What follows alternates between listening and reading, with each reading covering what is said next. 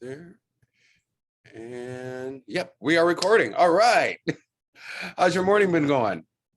My morning is going well. I'm actually in Spain right now, so it's actually my evening. Oh, okay. Well, sounds It's going good. Well, it's going well. It's going well.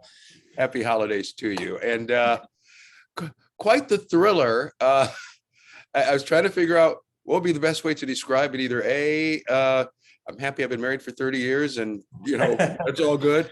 And B, I'm glad I'm poor. So it's like, oh my God.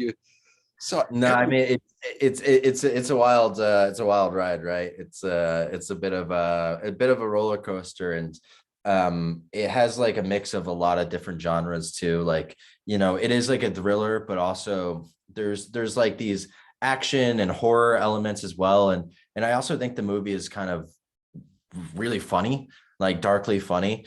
So it's like a mix of all these things. It's a bit romantic at times, Yeah. a very strange and twisted romance, I would say, but there is still this line of romance through it. And so, yeah, it's a mix of all these different things, and it's hard to just peg it as one specific thing.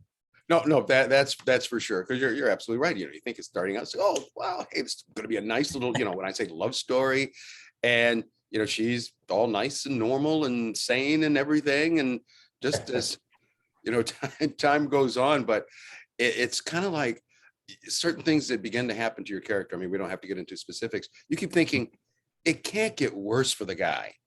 Yeah. Bingo. Oh yeah. Oh yeah. Yeah, guess what? It's getting a lot worse for you, buddy.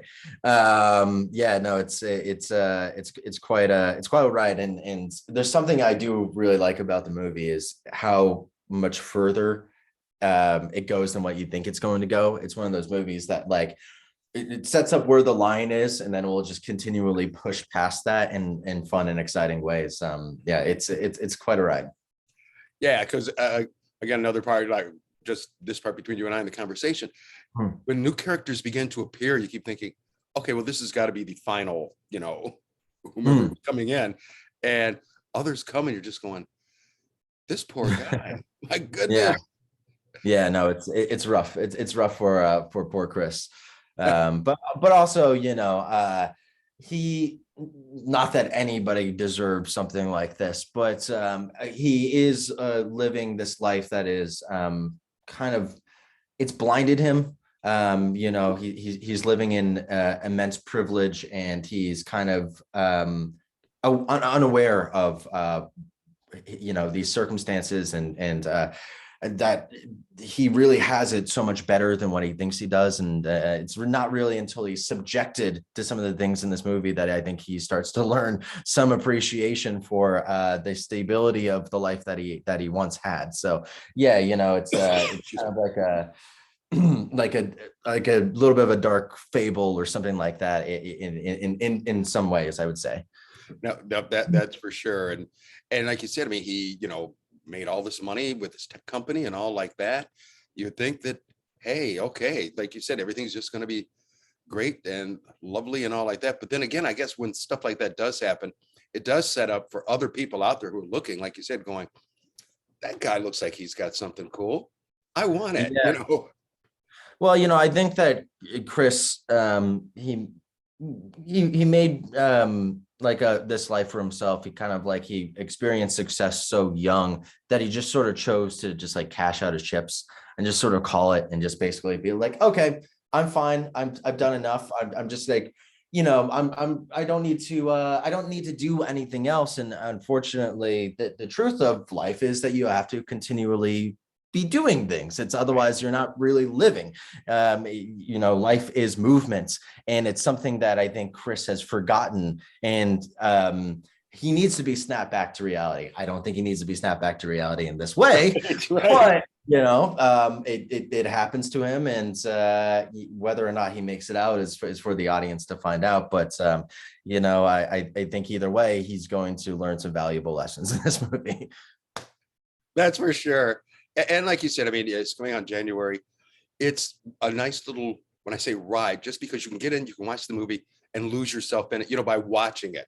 And like you said, going along with the ride on Chris's side, or, who knows, you might identify whatever with somebody else. But yeah, it is. It's just this interesting thing. And just one of the ones where you are kind of going, I know what I want to happen, but let's see, how it goes. Yeah.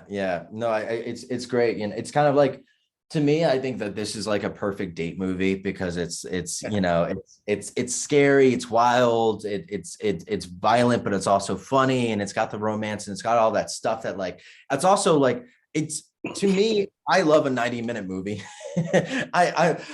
All movies are getting so long, and not to get into, that, but some movies definitely earn their length. Yeah. Most certainly some movies earn their length, but I also just love when a movie is like short and punchy and gets to the point.